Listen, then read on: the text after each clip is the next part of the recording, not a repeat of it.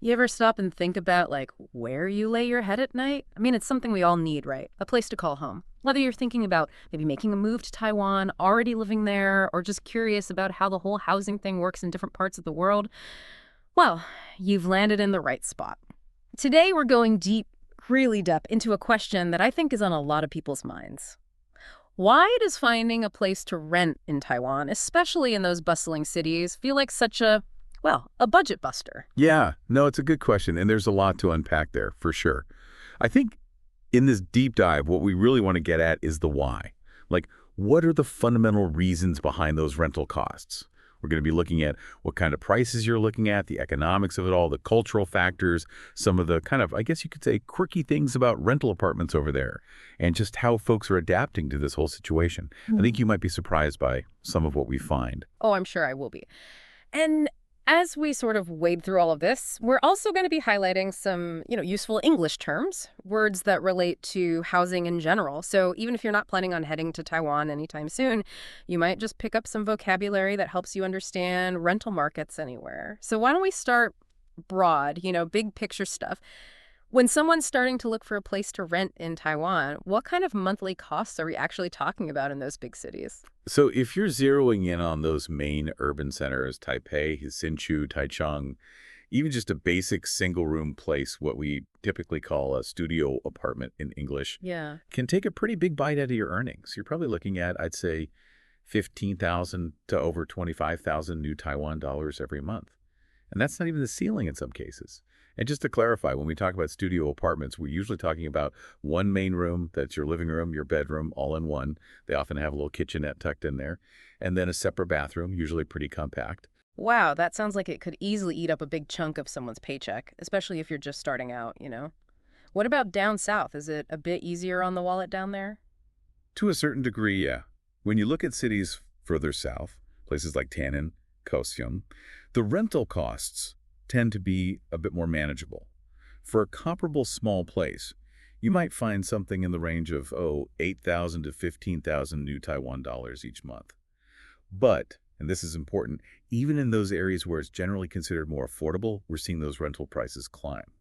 So although there are regional differences, the overall cost of renting is a factor, a big factor, no matter where you are in Taiwan. So let's say someone's just starting their apartment hunt. What's the first thing they usually do? How do they even find out what's out there? The first step is usually checking out what we call rental listings. What? Think of it like an ad, right? It's advertising available properties. You might find them online, on specialized websites, social media, even in the classifieds and newspapers. Sometimes they're even posted up in shop windows of those local real estate places.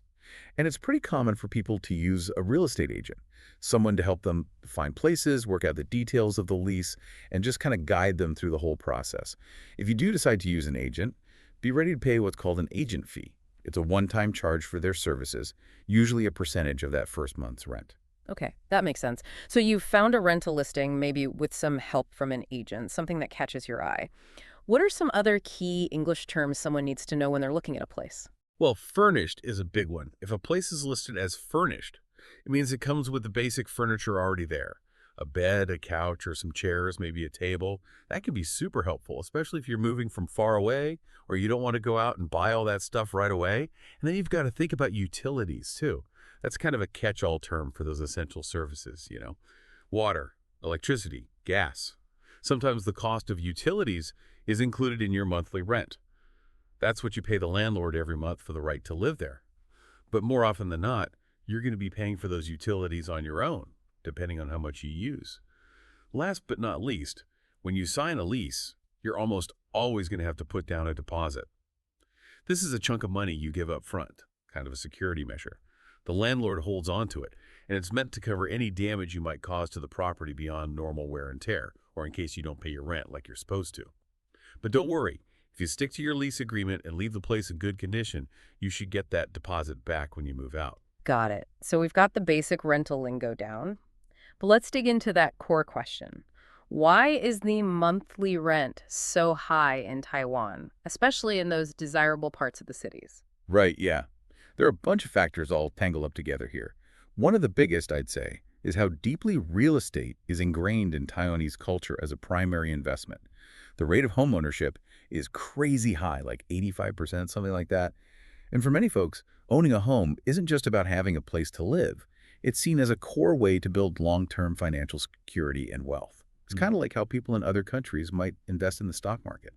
I see. So it's not just a place to live, it's a financial strategy. So how does this whole investment mindset actually affect the rental market, though? Well, because real estate is seen as such a valuable asset, something that's going to increase in value significantly, some landlords, those are the people who own the properties and rent them out, they might decide to just keep their places empty, vacant for long stretches.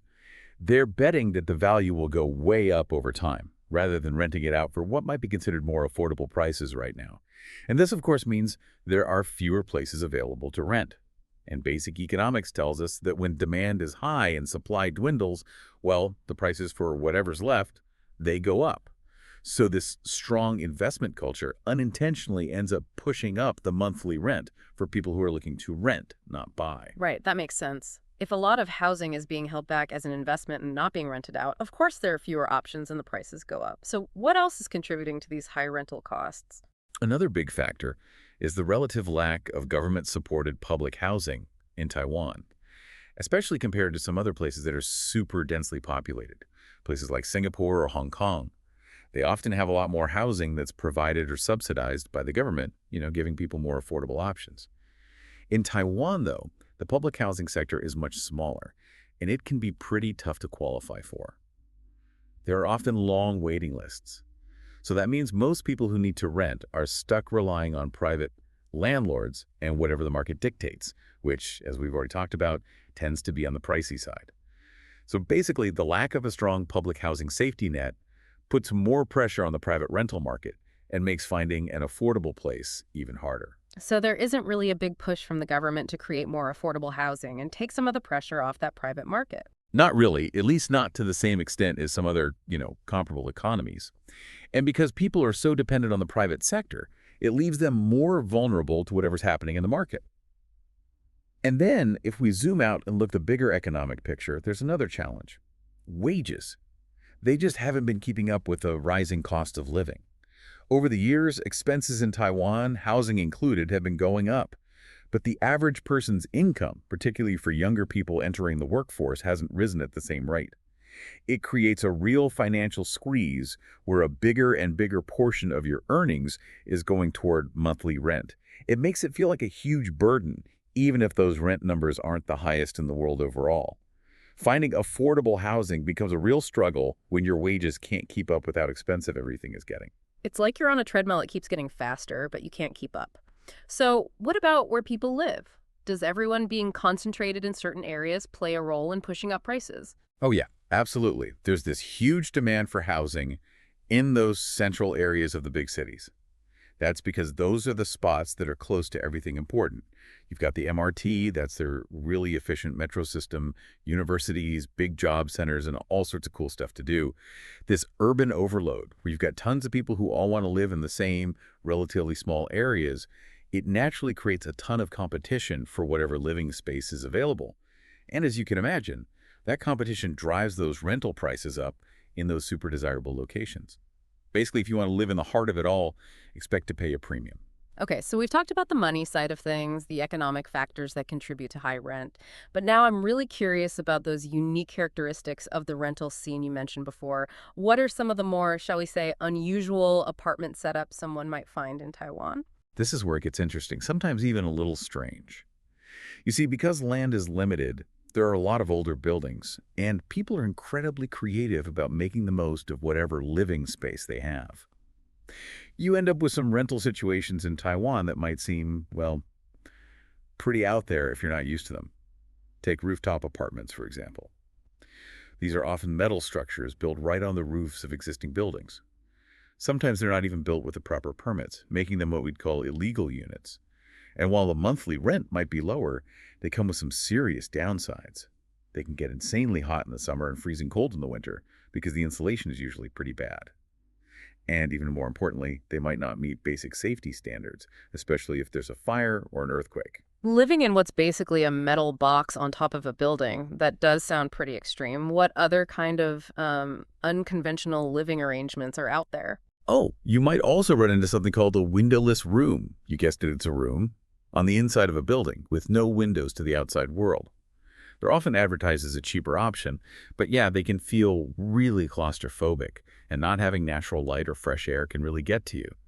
And like those rooftop apartments we talked about, windowless rooms can also be considered illegal units because they often don't meet building codes for fire safety and easy escape routes. So that lower monthly rent might seem tempting, but there could be some serious consequences, even legal trouble, if you rent a place like that. Yeah, renters definitely need to be careful and do their homework. It sounds like it's super important to know the local rules and what your rights are as a tenant. But it's not all bad, right?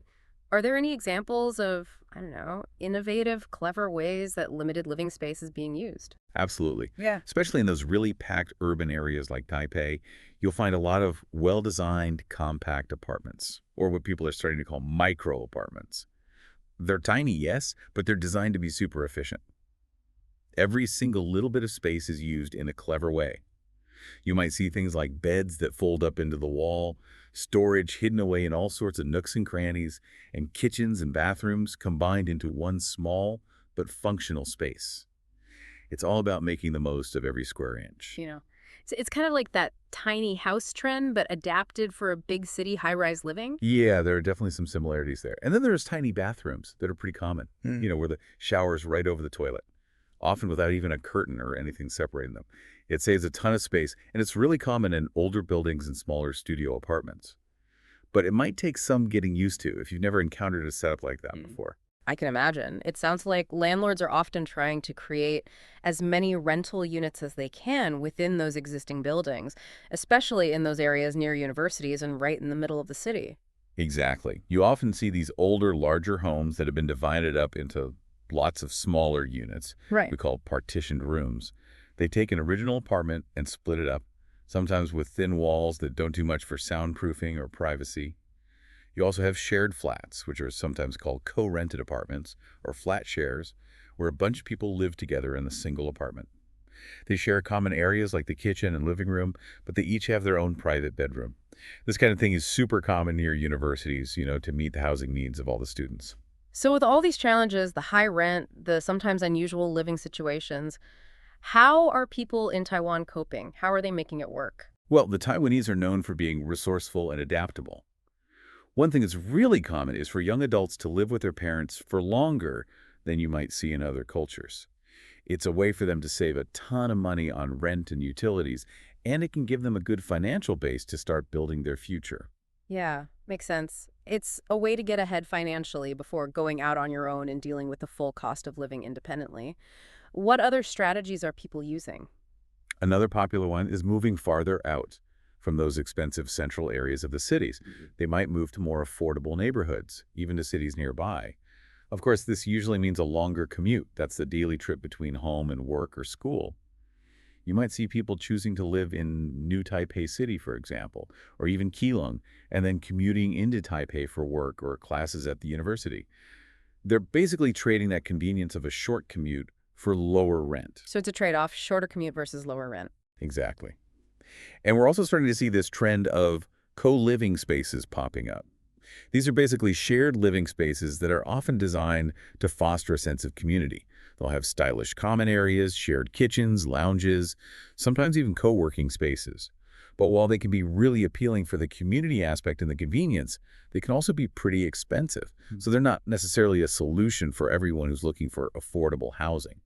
Sounds like those co-living spaces appeal to a specific type of person, maybe someone who values community and flexibility more than the absolute lowest cost. What about a more, shall we say, traditional way to split those high rent costs? Well, the good old-fashioned roommate situation is still a classic, and for good reason. Sharing an apartment or house with roommates is a really practical way to divide up that monthly rent and the cost of utilities. It makes housing much more affordable, especially for students and people who are early in their careers and don't have a ton of money to throw around. It's something you see in pretty much every country where housing costs are a problem. It's definitely a universal strategy to make that living space more affordable. So you mentioned earlier that high housing costs aren't just a Taiwan problem. How does the situation there stack up against other parts of the world that are dealing with similar challenges? That's a good point. A lot of major cities all over the world are wrestling with this issue of expensive housing. Yeah. Take Japan, for instance, especially Tokyo. Rent can be sky high there, but you often find these incredibly well-designed micro apartments. They're super small, but they really maximize functionality in that limited space. Then in South Korea, you have these things called goshawon, which are basically tiny, tiny rooms. They can be incredibly cheap, but you really sacrifice a lot in terms of privacy and amenities. And if you look at the U.S., places like New York and San Francisco are famous for their crazy high rent, though the average size of those living spaces tends to be bigger than what you'd find in Taiwan or Japan. So while the overall problem of being able to afford housing is global, the specifics and how people adapt are different depending on where you are. Yeah, that's exactly it. There's a global affordability crisis, but the situation in Taiwan is shaped by its own particular set of factors. The cultural emphasis on real estate as an investment, the slow wage growth, and the specific laws and tenant protections that are in place, or not in place as the case may be, they all play a role in creating the unique set of challenges that renters face in Taiwan. Okay, let's bring it all together. What are the most important takeaways about why rent is so high in Taiwan, particularly in the cities? To sum it up, the high rental costs are caused by a bunch of things all happening at once. There's the deeply ingrained cultural view of real estate as a super important investment for the long haul, the limited availability of public housing, the fact that wages aren't keeping up with the rising cost of everything, and just the sheer number of people who all want to live in those major urban centers, which drives up demand for living space. And all of these things together contribute to those often ingenious, space-saving, and sometimes even legally questionable rental units that you see. Because, of course, the landlords are trying to maximize how much money they can make from their properties. And for someone who's maybe trying to find a place to rent in Taiwan or planning to in the future, what's your best piece of advice? What's the most important thing to remember? The key to navigating the rental market in Taiwan is understanding how it all works. You need to know why the costs are so high, be familiar with the different types of rental properties you might come across, from those typical studio apartments to those partitioned rooms we talked about.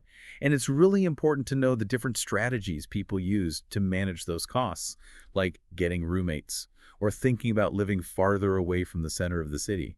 That kind of knowledge is crucial for making good decisions and finding the right place for you. And I think we've also covered some really helpful English vocabulary along the way, words that are relevant to housing in general. Hopefully those terms are useful, whether you're looking at rental listings in Taiwan or somewhere else where English is spoken. Words like rental listing, agent fee, furnished, utilities, those are pretty universal when you're talking about renting. Absolutely. The more comfortable you are with these common English terms, the better equipped you'll be to find a place to live, no matter where you are in the English-speaking world. Hopefully some of this vocabulary will stick with you and you'll feel more confident talking about housing in the future.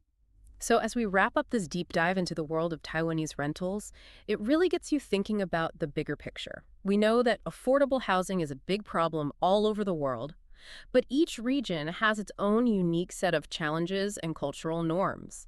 So what kind of innovative solutions are we going to see in different parts of the world to address this ongoing crisis? How can we make housing more affordable for everyone? It's a complex issue for sure. There's no easy fix, but it's something we definitely need to keep thinking about. That's a really interesting question, and it's something for everyone to think about. There's no one-size-fits-all solution to this problem. If we want to create effective solutions, we need to really understand the local economies, the social factors, and the cultural norms of each place. Only then can we start to make housing more accessible for everyone. Well, thanks for joining us on this deep dive into the sometimes confusing world of Taiwanese rentals. Until next time, take care.